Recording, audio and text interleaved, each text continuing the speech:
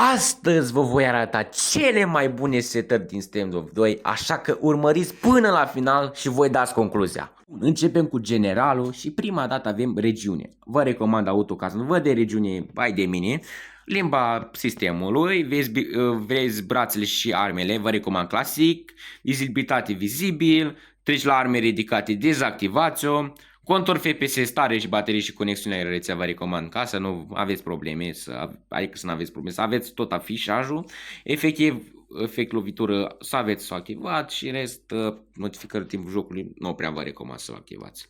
La video, vă recomand să aveți toate aceste patru la foarte scăzut, n-are niciun rost să mănânce din FPS, rezoluția ecranului vă recomand, foarte vă recomand, ridicat.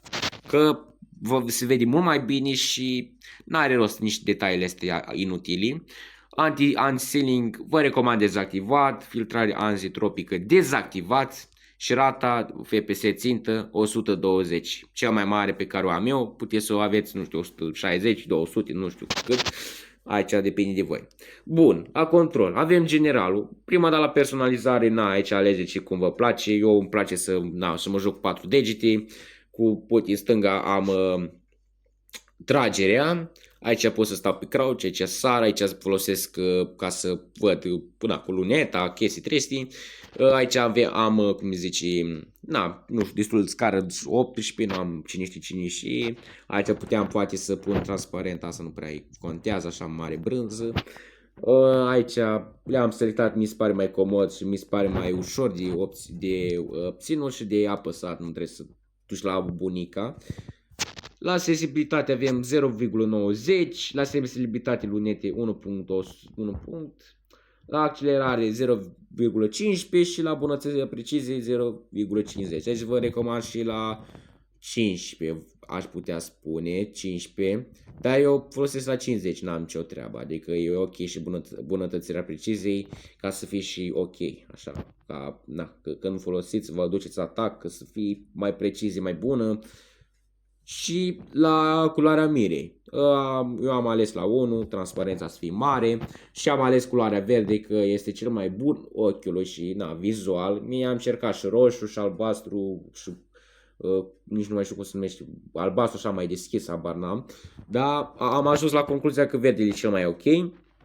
La personalizarea precizie sau cum puteți spune, zici mirine în român.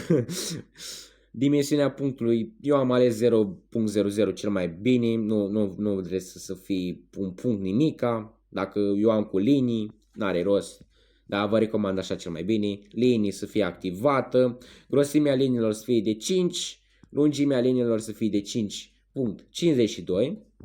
și distanța să fie 0, atâta. Și în rest vă recomand, și nu uitați să activați statistica, adică aveți dinamică, dar nu vă recomand dinamică, statică e cel mai bun. Nu vă recomand nimic. Aici vă pot arăta doar că cum se joacă. Eu, de exemplu, am folosit setele pe care v-am arătat. Dreapta, stânga, atac. Dreapta, stau crouch. Da. Uite, trag și eu aici un pic prost. Hai, nu, oricum n-am mai jucat din mult timp nici eu stand-off. Hop. Hop. Hop. Hop. Hop, foarte bine, uite, stau aici. Ce pot să vă mai recomand, uite, vedeți dacă, de să aveți un pic control. Asta este setările, uite, pac, țac, trageți. Uite, dacă tot vă urmăriți, uite, vă recomand să stați pe loc când trageți într-un inamic. Vedeți? Dacă eu mă mișc, de exemplu, uite, dacă de exemplu vin așa, vedeți?